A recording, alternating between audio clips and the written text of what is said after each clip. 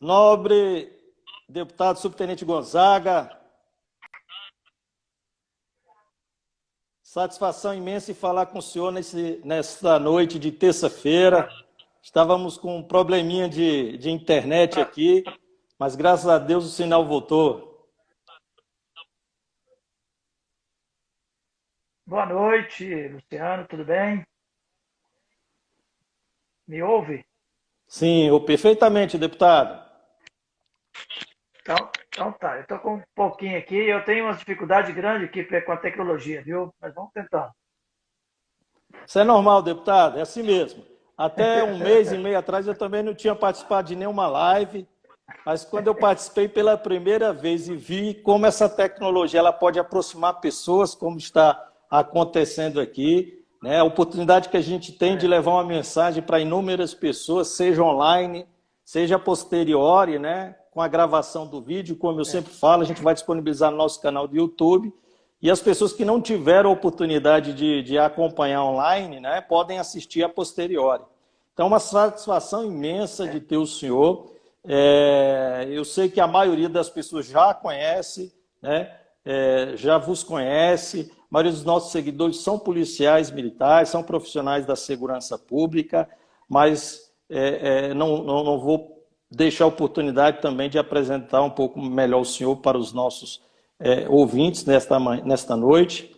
O deputado Gonzaga é do PDT de Minas Gerais, está no seu segundo mandato, né, representando os nobres colegas da Polícia Mineira, mas não só, a gente que acompanha o trabalho parlamentar do deputado Gonzaga, a gente percebe que ele é um soldado a serviço de todas as polícias brasileiras, envolvido em uma série de comissões importantíssimas para nós, policiais, em especial a comissão, a frente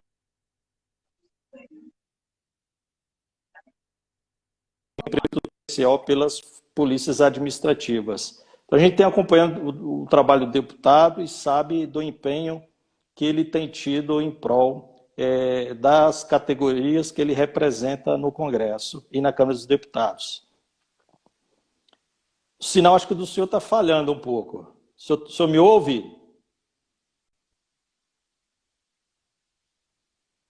O sinal do deputado está falhando. Voltou. O senhor está me ouvindo, deputado? Você estava fazendo uma apresentação. Pronto. É porque Até ficou onde vi.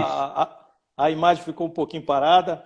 Então, eu estava falando das inúmeras comissões que o senhor participa, né, todas de interesse relevante no debate das matérias que a gente já fez e irá realizar sobre as ciências policiais.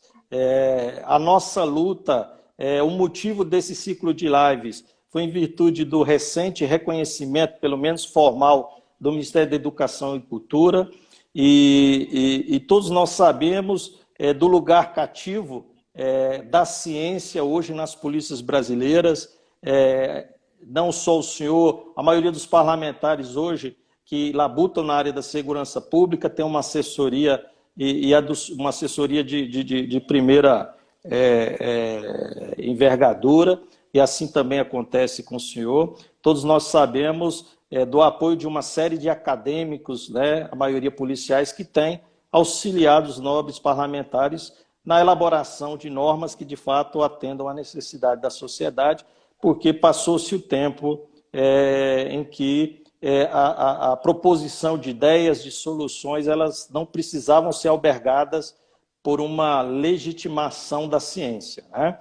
Então, esse ciclo de debates vem a esse encontro, uma série de assuntos que estão sendo debatidos perpassam alterações legislativas e por isso, o convite ao senhor, ao deputado Catão Derrite, que já esteve aqui, outros parlamentares nós convidaremos, justamente para que possa trazer informações mais fidedignas e mais próximas da realidade. A gente vai ter oportunidade, eu não vou perder a oportunidade de conversar com o senhor a respeito de vários PL, né? A gente tem o PL 4363 de 2001, que altera o decreto 667, que é muito importante o debate.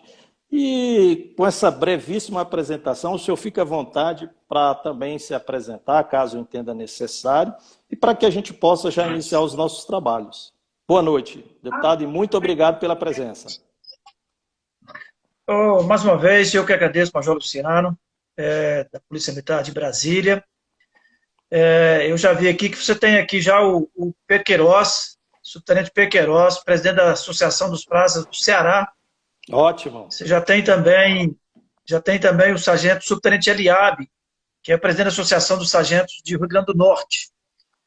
Bom, eu quero agradecer, né, dizer que nós nos conhecemos no debate do ciclo completo em Brasília. Né? Perfeito. E é interessante, o senhor pegou a referência do reconhecimento pelo Ministério da Justiça das ciências, né, com campo, com a segurança pública como sendo um campo da ciência brasileira para ser estudado. Mas é bom lembrar que até aproximadamente 15 anos atrás, nós não estávamos nem no catálogo brasileiro de ocupação. Né?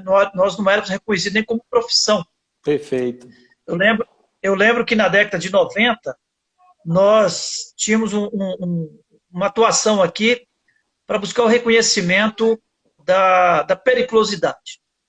E nós tínhamos uma legislação interna em Minas Gerais que reconhecia a periculosidade para os profissionais de determinadas áreas.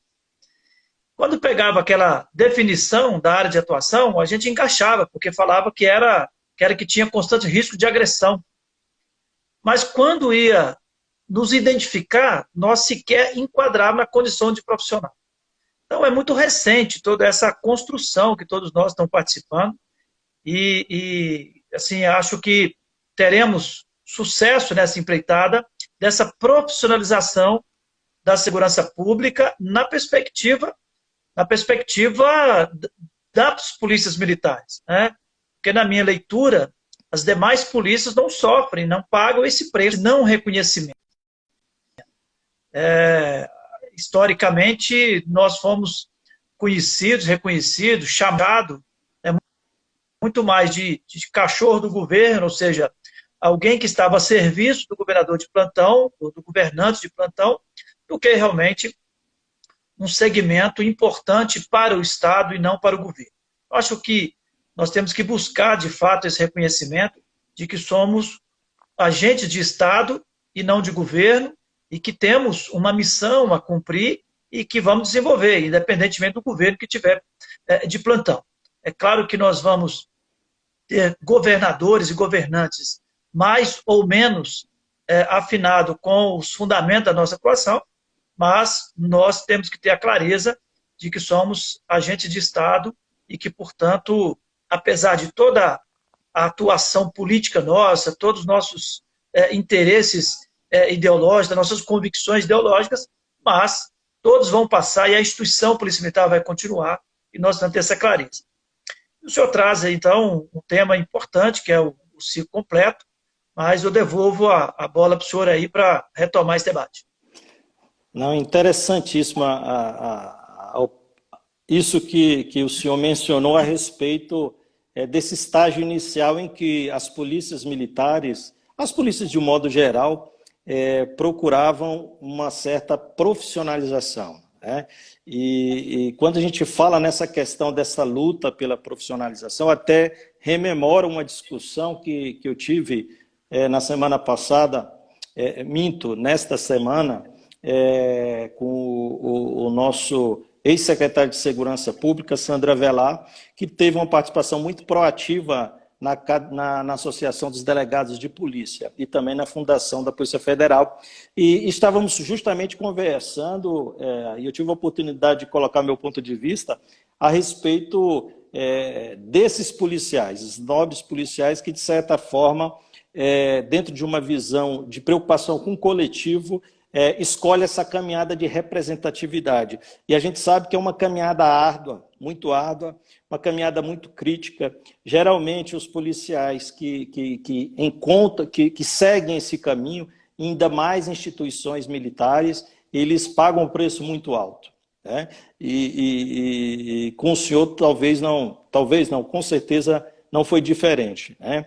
Então, é difícil hoje um policial que se elege ou que tem uma certa representação dos seus pares, que não sofra, né, na pele as agruras da representação, não vamos dizer sindical, porque nós não podemos, né, nos sindicalizar, mas de uma representação da coletividade, né? Então, nós tivemos inúmeros soldados, né, militantes, na defesa, para que lá no início houvesse pelo menos um reconhecimento daquilo que nos parece muito óbvio, né, de sermos considerados uma profissão, de certa forma, ser reconhecido alguns valores, né, que todo trabalhador, alguns direitos que todos os trabalhadores têm, possuem, e que, de certa forma, nós, policiais, em virtude da especificidade das nossas funções, sempre fomos alijados, né? Então, é importante essa fala do senhor, que hoje nós debatemos e chegamos num estágio em que nós podemos comemorar o reconhecimento das ciências policiais, mas houveram inúmeros soldados.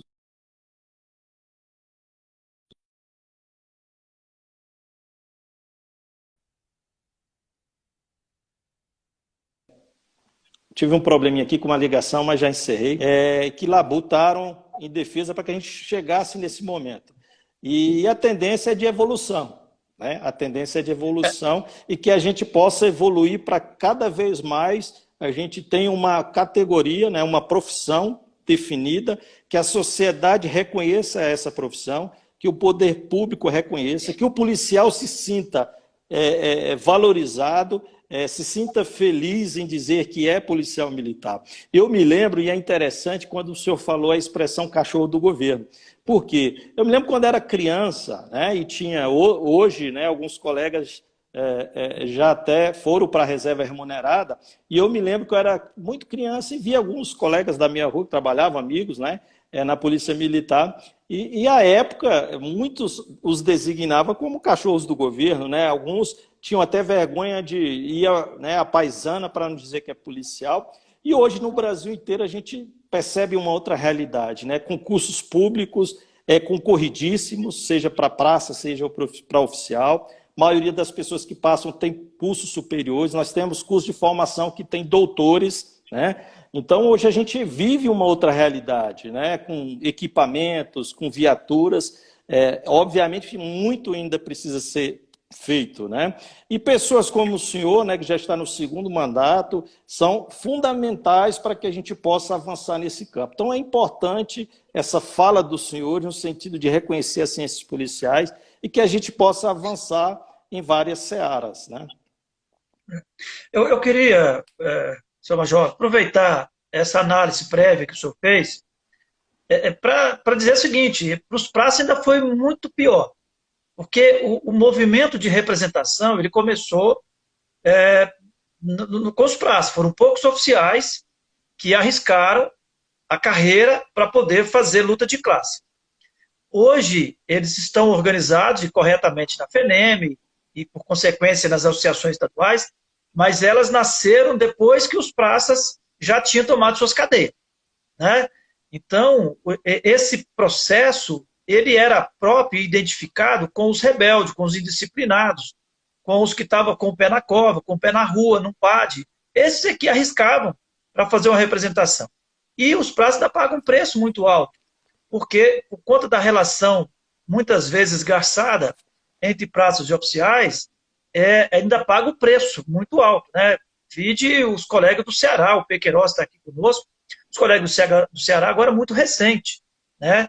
Que foi confundido com movimento político, com ação política. O Ceará faz luta de classe há mais de 20 anos, né? A primeira grande ação deles que eu lembro foi em 97, né? Logo em seguida que Minas Gerais fez, eles fizeram.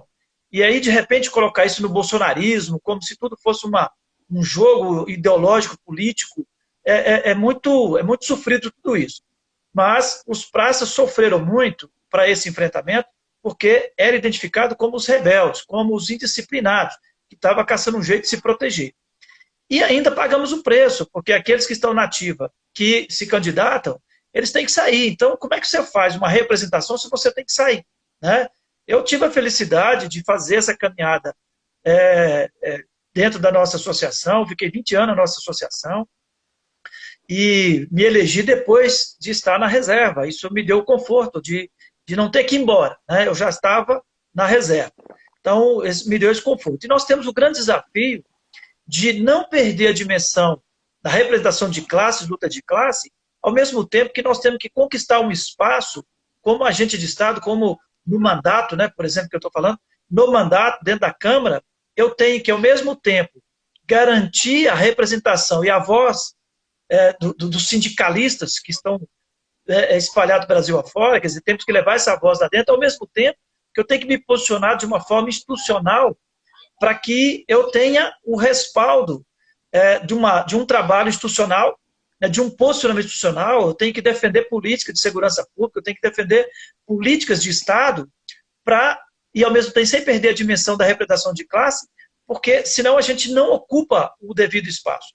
A Câmara, ela funciona muito, você é sindicalista, então eu te enxergo como sindicalista, vai olhar para mim o tempo todo como aquele que só está lá para reivindicar, para poder chorar, e aí é quase que, não, isso aqui é legítimo o choro dele, deixa ele chorar, né? Então nós temos que, ao mesmo tempo, que não perder essa dimensão da representação de classe, uma perspectiva de organização sindical, né, de associação, não podemos falar de sindical, porque nós somos militares, militar não pode sindicalizar, mas dentro dessa representação de classe, que está legitimada na associação, e ao mesmo tempo trabalhar agendas de Estado, né? Por isso que eu faço esse esforço de estar comprometido. Primeiro, que eu estou convencido de que esse é o caminho, né? E segundo, que eu acho que é o caminho que nós temos para oferecer uma alternativa ao Estado dentro da política de segurança pública e numa perspectiva de valorização da classe e da valorização institucional. É um desafio, que eu diria, delicado, né, que nós temos que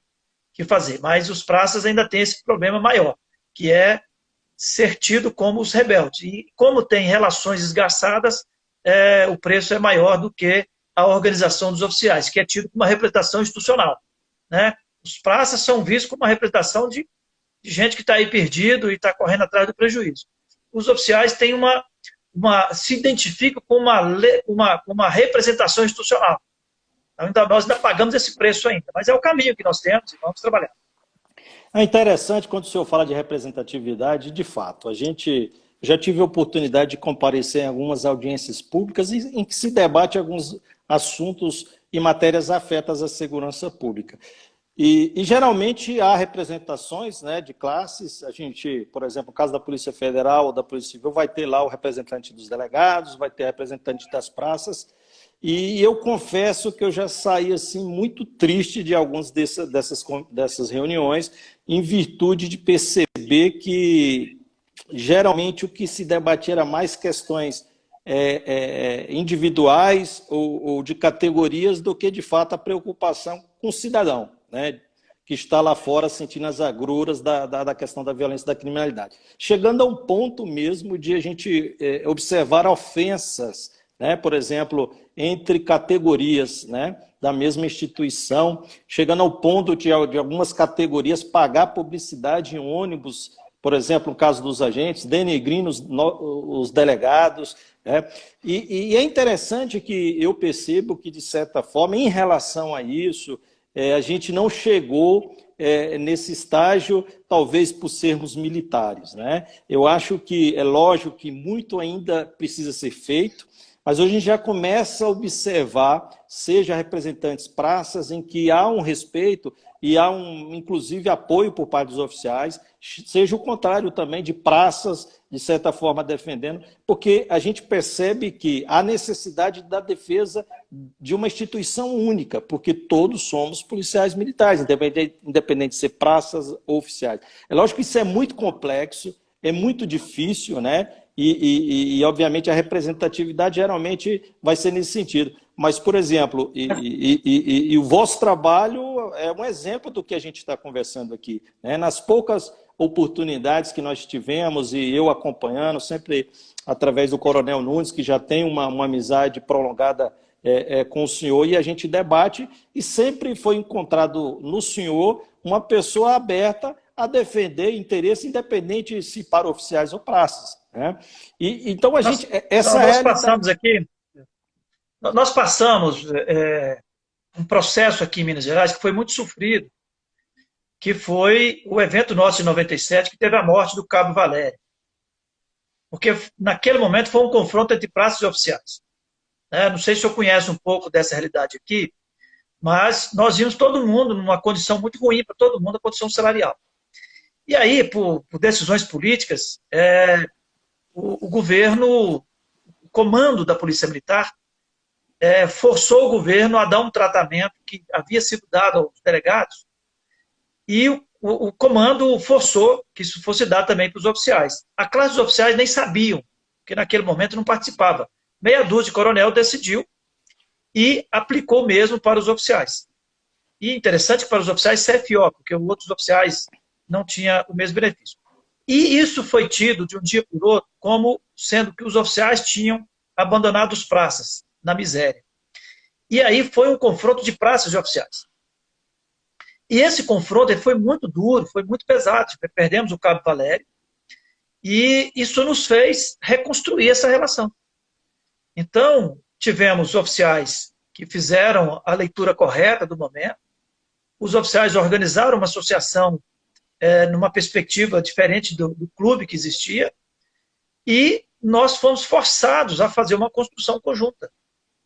E aí, por exemplo, o grande feito disso, lá na década no início do ano 2000, foi duas caminhadas muito interessantes. Uma foi rever o nosso regulamento disciplinar, e aí nós sentamos as entidades de classe e construímos uma proposta conjunta, e uma negociação salarial lá no ano 2000, que também teve um resultado bom. De lá para cá, tudo que foi feito aqui foi feito sentando praças oficiais. Muito difícil não ter os praças oficiais sentando junto nas associações. Então, nós temos uma associação de oficiais bem organizada, forte, tem um clube dos oficiais que faz mais o social, mas que também entra na representação. A nossa associação, a ASPRA, tem o Centro Social dos Cabos Soldados, e foram criando outras associações, mas o certo é que, de lá para cá, nós não nos permitimos mais trabalhar separadamente. E o comando também percebeu que ele não caminharia mais sozinho. Esse evento gerou a eleição de 3 deputados, né, um cabo Júlio que foi federal por 2 mandatos, e dois estaduais, um cabo e um sargento. O cabo não conseguiu sobreviver no processo, e o sargento conseguiu, está no 6º mandato, e que faz um trabalho de defesa de classe ferrenha, da instituição também. Então, aqui em Minas, não há como o comando tomar uma decisão de mexer no estatuto, mexer em nada, se não envolver, porque o Rodrigo está 6 anos lá na Assembleia, ele domina o espaço, e chegar lá, ele abraça. E como há uma construção aí conjunta, a gente conseguiu avançar um pouco, bastante nessa relação. Isso nos permitiu fazer uma construção em que ninguém perdeu ninguém pelo caminho. Tá certo? Qualquer ameaça, todo mundo reage. E a gente tenta, de alguma forma, levar isso para a relação também na Câmara. Né? Eu tenho clareza que se eu posso ter a melhor causa para defender os praças, mas se eu não tiver uma agenda institucional para trabalhar, eu vou ser identificado como o sindicalista que está batendo na porta lá para poder pedir. E isso não constrói. E aí eu vejo que os militares, de um modo geral, eu trago a experiência de Minas, mas eu vivencio a experiência Brasil afora, eu vejo que em vários estados houve um avanço maior do que houve na relação dos agentes da Polícia Civil e da Polícia Federal, especialmente com os agentes da Polícia Federal. Nós tivemos que encarar isso mais cedo, e os agentes da Polícia Federal estão encarando isso agora. Né? Nós construímos, eu que sou defensor ferrenho do acesso único à carreira, mas eu reconheço que nós temos já um avanço que a Polícia Federal não tem. Os delegados não admitem de forma alguma que possa haver um concurso interno para delegado. É uma casta realmente assim, incrível. Na Polícia Civil também da mesma forma. Mas a relação dos agentes da Polícia Civil com os delegados, eu vejo que era um pouco mais próxima ou mais comprometida, né, do que dos agentes da Polícia Federal com os delegados da Polícia Federal. Então, acho que a dor que nós passamos nos fez avançar um pouco nessa construção. Então, acho que nós conseguimos dar um salto nesses 20 anos aí de caminhada, eu pego lá 97 como referência, que foi A partir daí nós temos um movimento aqui, teve no Ceará, teve no Rio Grande do Norte, em Tocantins, com o Aragão, que liderou lá, foi deputado também. Então nós fomos construindo, né? E hoje todo mundo entendeu, os comandantes entenderam que precisa ter representação de classe que cumpra o papel do institucional, principalmente no caso nosso. Aí nós pagamos o preço alto, porque o CNCG, por mais que seja reconhecido, ele não tem o mesmo peso do Conselho de Secretário de Segurança e muito menos do Conselho de Chefe de Polícia. Então, o governo federal, principalmente, dialoga muito mais com esses dois conselhos do que com o CNCG. A gente tem que reconhecer isso. Mas, enquanto isso, a gente vai tentando ocupar esse espaço. E é nessa perspectiva que eu trabalho a agenda do ciclo completo. Eu acho que o ciclo completo ele é uma agenda de Estado com solução para a sociedade e com uma valorização da nossa classe, né? Eu tenho uma discussão grande que é feita com os praças do Brasil afora, porque nós temos muita divergência ainda, porque tem muita relação a ser resolvida, muitos direitos básicos dos praças nos estados nessa relação que precisa ser resolvida. E aí nós temos ainda muitos que entendem que nós estaremos apenas arrumando mais serviços antes de arrumar o essencial, para muitos. Por exemplo, o fim da pena de prisão, né? Então, sem resolver essa questão do fim da pena de prisão, fica difícil nós convencermos a maioria de que já há eu diria assim, já há uma cidadania em funcionamento que permita a gente oferecer um pouco mais do nosso dia a dia para a sociedade. Mas eu estou convencido, seu Major Luciano, de que o ciclo completo é uma agenda que só vai para frente, né? Na medida que os estados foram absorvendo e fazendo o TCO, que vários estados estão fazendo. Minas Gerais fechou agora, no mês de maio, 100% dos municípios com a Polícia Militar fazendo o TCO. E nós começamos do jeito que tinha que começar, fazendo integralmente, sem submeter absolutamente nada à Polícia Civil, sem haver a divisão de praças oficiais. Então, é quem atende a ocorrência que faz o TCO. Não tem controle dos oficiais e não tem que submeter a nada à Polícia Civil. Brasília teve esse problema, né, no início, de submeter a Polícia Civil. O Ceará também teve, né, mas está fazendo. Então, nós começamos do jeito que nós entendíamos que tinha que fazer. Tivemos a experiência de Santa Catarina, que começou com uma experiência muito ruim para os praças. Porque, para além de uma agenda de uma boa prestação de serviço, lá começou como uma estratégia dos oficiais em reivindicar salário. Então, eles criaram os cartórios dentro dos quartéis para poder eles validarem o TCO. Então, era ainda no papel, tinha que levar, como eles que assinavam o TCO, então ficou sendo uma agenda dos oficiais. Isso gerou um conflito entre os praças muito grande. Em 2014, nós fizemos um seminário aqui em Minas Gerais sobre o TCO, e veio um representante dos praças lá para dizer, não mexa com isso aqui, porque é uma humilhação para os praças. Eles já superaram, né? E a tecnologia ajudou a superar, e nós já começamos sem essa subordinação, né? Então, o soldado exerce autonomia, faz o TCO, e o coronel também faz o TCO. Então, não tem essa subordinação. E está sendo um laboratório muito bom. E agora, por exemplo, Brasília é muito grande, né? Mas é pequenininho. Então, você deslocar uma viatura de um extremo ao outro, vai andar em uns 60 quilômetros, não é isso? Isso. De um extremo ao outro. No meio do caminho vai encontrar umas 10 delegacias. Aqui nós temos distância de até 400 quilômetros para levar uma ocorrência. Que é o caso do seu vizinho Formoso, que é aí na divisa de Goiás, Brasília, para ir para a Unaí. Mas esse é um extremo. Mas nós temos distância de 100, de 200, de 300, né? Podemos falar de uma média aí de 100 quilômetros para poder levar a ocorrência. Então é inadmissível. Uma subnotificação muito grande, porque o policial ele evitava fazer o registro, na medida que ele, no início de turno, ele ia perder o turno todo. No final do turno, ele ia perder o descanso. Então, ele estava fazendo o estritamente necessário, né? Botando uma testemunha, fazendo quase um cárcere privado com ele, com a vítima, e levando. A vítima não era obrigada a ir, mas ele catava a testemunha para levar. Então, assim, nesse momento, agora em Minas Gerais, só tem 59 municípios que têm uma delegacia aberta. e por conta da região metropolitana tem 64 delegacias abertas. Então, o TCO foi realmente uma solução. Enfrentamos problemas aqui porque tinha colegas que também achavam que era interessante fazer. Achava que era absorver serviço da Polícia Civil. Mas quando ele percebeu que ele fazia e entregava, ele conseguia marcar uma agenda na Justiça, ele já saía com a notificação, ele entendeu que ele estava resolvendo um problema dele e da sociedade. Né? Então, eu viajo o estado aqui, não vejo nenhum problema. Né? Nós temos alguns conflitos ainda, por exemplo, no caso do desacato. Porque o desacato, o camarada, pelo menos botava na viatura, levava na delegacia, fazia pelo menos raiva no sujeito. E hoje ele não faz essa raiva, porque vai fazer o registro ali. Né? Mas na medida que ele, na maioria dos municípios, está conseguindo fazer uma agenda com uma semana, com 15 dias, para que a pessoa, né, o infrator, o cidadão, vá responder à justiça, ele percebeu que ele está prestando um bom serviço para a sociedade, que ele está podendo potencializar a prevenção através do policiamento e que ele não tem que deslocar de final de turno e que ele pode fazer o registro no início do turno, que ele vai continuar lá. Então, assim, foi um resultado que hoje, eu diria, ninguém quer voltar atrás. E para o Estado, a economia. Né?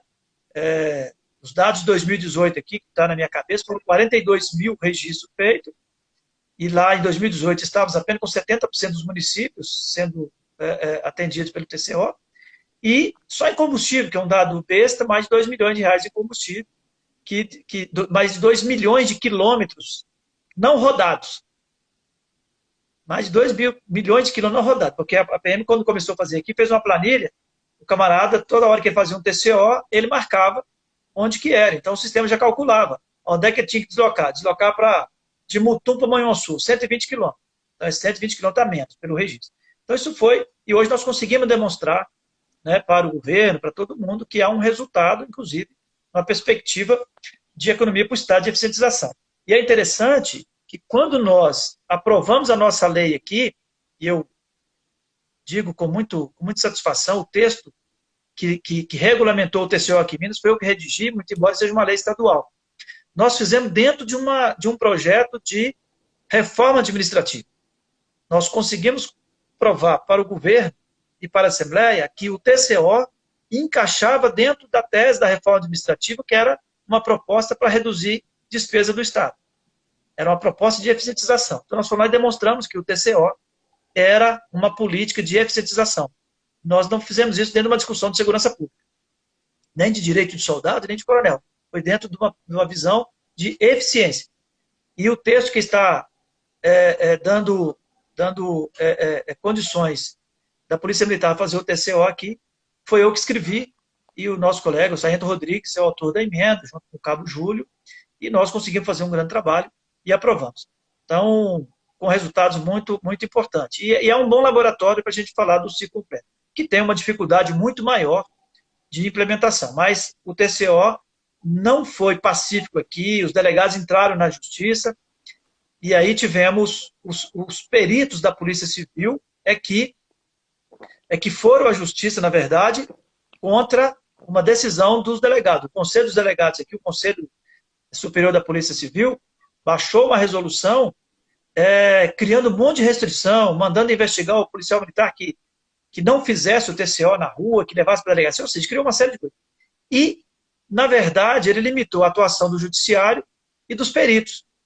Então, os peritos é que entraram na justiça contra a resolução e ganharam de lavado uma liminar logo no primeiro embate e liberou. E foi construindo aí nas comarcas com os juízes e promotores, e hoje está bem resolvido. Né? Sem problemas não mas está bem resolvido. Não, e é interessante perceber que quando se debate essa questão do TCO, do ciclo completo, é interessante a gente perceber muito um debate de defesa de prerrogativas pessoais ou institucionais. Né? Porque o senhor foi muito feliz na fala e digno de quem, de fato, labuta muitos anos nessa questão, né? Nessa seara, apontando uma série de justificativas em prol da sociedade, em prol do policial, em prol do cidadão. Né? A questão da revitimização, questão de economia para os cofres públicos, a questão do princípio da oportunidade, né? Quer dizer, a situação ali no calor da ocorrência em que você pode extrair o máximo, o maior número de informações, né? Evitando que a vítima tenha que recontar a história numa delegacia. Tem a questão também do tempo em que a viatura fica parada na frente de uma delegacia, né? Já tivemos aqui no DF, embora as distâncias são curtas, mas 5, 6 viaturas, quase como um drive-thru, aguardando para que a ocorrência fosse apresentada para o delegado, em que o cidadão sendo revitimizado dentro da viatura, aguardando também na delegacia. Então, são inúmeros, né, os argumentos favoráveis, e quando a gente percebe no discurso, né, e, assim, felizmente a gente ainda escuta discursos, né, de representantes da Polícia Judiciária, no sentido de que, no caso da PMDF, como eu já ouvi, inclusive de um colega que eu tenho, que representa a classe dos delegados aqui no DF, de que o policial não teria capacidade, né, de lavrar aquilo que é uma simples ocorrência, né? Então é difícil você escutar isso, porque numa polícia como a nossa, e a nossa não é diferente, né? E as outras não são diferentes, né? Essa semana mesmo eu tive a oportunidade de conversar com o Tenente Ronald, aí da Polícia Militar do Estado de Minas Gerais, que é doutorando em Direito. Hoje conversei pela manhã com o capitão da Polícia Militar do Estado de São Paulo, o capitão Vilardi, que é doutor pela USP, né? Então, assim, e aí eu ouvi, né, na Polícia Militar do Distrito Federal a gente tem mais de 20 doutores, mais de 15 doutorandos e mais de 250 mestres. E ouvir, né, de uma pessoa que representa uma categoria de que nós, policiais militares do Distrito Federal, não teríamos capacidade técnica para preencher uma ocorrência melhorada. Então, isso é triste ainda ouvir isso, né? E de fato, essas pessoas que falam isso ou querem não conhecer os argumentos favoráveis, que são inúmeros, né? Basta dizer que somente o nosso país e mais 2 ou 3 que adotam esse modelo de duas meias polícias, né?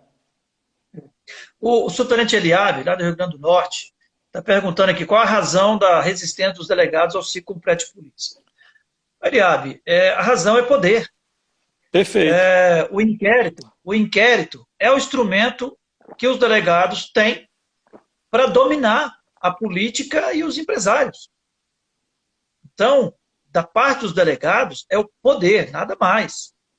E é interessante que eles resistem até para que o agente da Polícia Civil faça o TCO. Aqui em Minas, os agentes da Polícia Civil na delegacia não estão fazendo o TCO. O soldado faz, mas o agente da Polícia Civil não faz. E o texto da lei nossa aqui dá o direito ao agente também fazer. Então, é poder, porque eles dominam o Brasil pelo inquérito. Certo? É simples assim. Eles dominam o Brasil pelo inquérito. Eles dominam a política, dominam os governadores pelo inquérito. Então, a resistência dos delegados é essa. E alguns fazem uma análise que eu acho interessante, quer dizer o seguinte, eu já ouvi de colega aqui em Minas Gerais, o senhor Gonzaga, vocês vão acabar com a gente. Vocês vão acabar com a gente, porque se vocês for fazer a investigação, o que nós vamos fazer? Perfeito. Aí um que eu considero, ele foi militante conosco aqui no sindicato, ele falou abertamente, ele falou assim, nós não temos a formação que vocês têm, a cultura organizacional que vocês têm, o princípio da hierarquia da disciplina que vocês têm, o controle interno que vocês têm, nós não fazemos curso para ser promovido, nada, nós não temos isso. Então, na verdade, eu diria que nós tivemos que buscar a sobrevivência, principalmente nos últimos anos, em que houve uma pressão, principalmente pós-Constituição, pós-85, houve um movimento muito grande pela desmilitarização, pela extinção das polícias, nós tivemos que buscar sobrevivência. E uma das boas coisas resultante dessa pressão que nós sofremos pela extinção foi nos preparar. Foi preparar a nossa matriz curricular, foi preparar a nossa doutrina, rever nossos cadernos doutrinários. Então, nós tivemos que fazer muita coisa até voltar para o eixo nosso, que é a segurança pública. Aqui em Minas Gerais, até ambulância, nós fomos fazer ambulância para a sociedade. vamos fazer ação social nas favelas, vamos fazer um monte de coisa para dizer que nós éramos importantes. E hoje eu posso dizer que se nós cuidarmos só da segurança pública, nós já sobrevivemos. Porque nós tivemos que garantir a sobrevivência.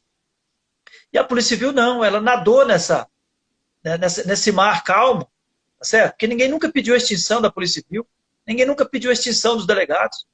Então eles ficaram confortáveis, mas esse conforto tirou deles o que a nossa pressão, a pressão nos deu, que é uma busca por uma preparação, uma busca por uma organização melhor, uma busca pela mudança dos nossos fundamentos. E hoje nós estamos muito mais preparados para assumir esse papel de investigação do que eles para conviver com isso. Então, por parte dos delegados, nada mais é do que essa visão de poder. Né? Quem tem a informação tem o poder, todos nós sabemos disso. E como hoje tudo está em torno do inquérito, por isso que também não abre mão dessa peça chamada inquérito, certo? É que eles dominam o mundo com essa peça chamada inquérito. Né? Agora, não é só os delegados que são contra. Seria muito fácil se só os delegados fossem contra.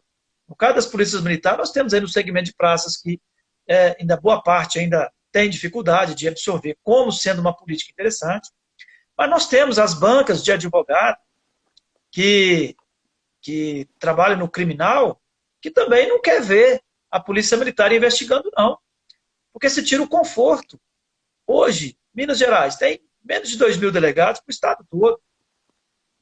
Então, é muito mais fácil para os advogados que atuam no criminal estabelecer uma relação. E eu não estou falando de relação espúria, nem de relação criminosa, nada não. É no dia a dia mesmo. É mais fácil você ter uma relação com os delegados, que é um número muito menor, do que abrir essa possibilidade de investigação para todo mundo. Então, os advogados criminalistas, via de regra, não querem também.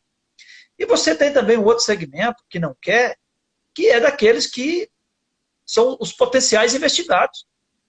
Né? Nós temos o volume de crime no Brasil, não é pequeno. Perfeito. Então, você tem segmentos da sociedade aí que não está fazendo discurso na tribuna da Câmara, que não está indo para a rua manifestar, mas que exerce um poder muito grande, certo? De empresários, né?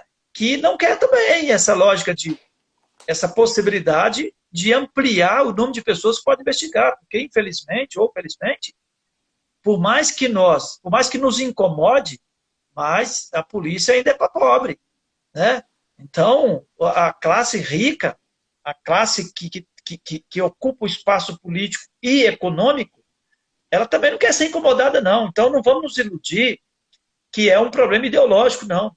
Nós temos também um segmento ideológico que, na minha avaliação, né, eu que estou participando desse debate na Câmara desde 2014, né, fizemos em 2012, nós fizemos 12 seminários, coordenado pelo Raul Jungmann, que era o relator da matéria. Né?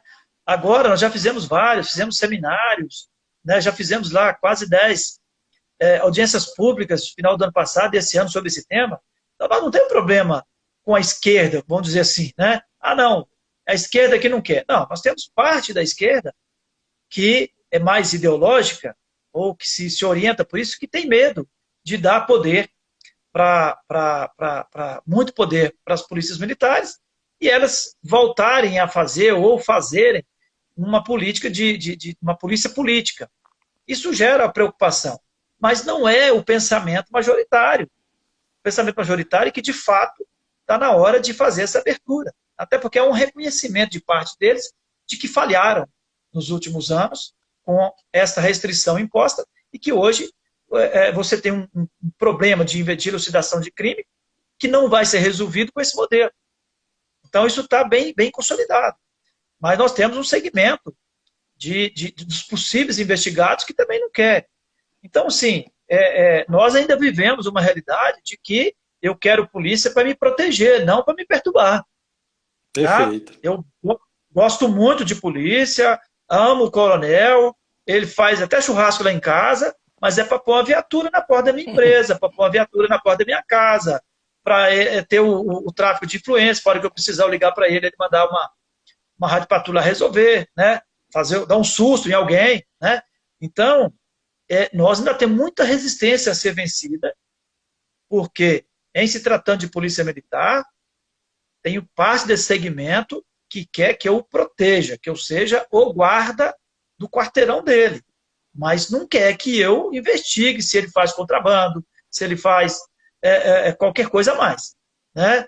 Então, até na zona, ó, fica aqui e me protege, mas o tráfico que está acontecendo ali no boteco, eu não quero. Eu te dou comida, eu te dou um montão de coisas, nós vamos ter uma relação aqui. Então, assim, não vamos nos iludir de que esse debate ele fique apenas nessa disputa delegado e polícia militar, não. Ele é muito mais amplo. Por isso que se nós não conseguimos colocar numa agenda do Estado, né, para que... E até eu vou tentar, nessa discussão de reforma administrativa da Câmara, eu quero associar, quando eu conseguir um resultado, conseguimos, né, aqui em Minas Gerais, um resultado interessante, ao discutir o TCO numa perspectiva de política de reforma administrativa, eu quero levar essa proposta.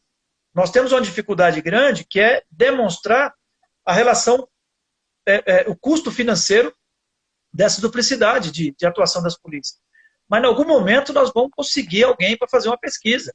Eu já tentei o TCU, não consegui, tentei o TCE aqui, não consegui. Nós vamos precisar ter coragem de contratar uma empresa, né, que seja capaz de fazer uma auditoria nesse custo Brasil, né, para que nós consigamos demonstrar que 1 hora de trabalho do soldado, do sargento, do tenente, que fez o policiamento, que abordou, que fez isso, ele tem um custo, que isso repetido na delegacia tem um custo X, enfim, 1 hora eu não vou conseguir demonstrar essa relação.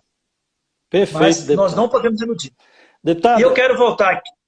Só uma coisa que eu quero repercutir aqui, Luciano, porque eu ouvi, com muita tristeza, nas audiências públicas, delegado dizer que soldado, que polícia militar não tinha condições de fazer por causa de formação, certo?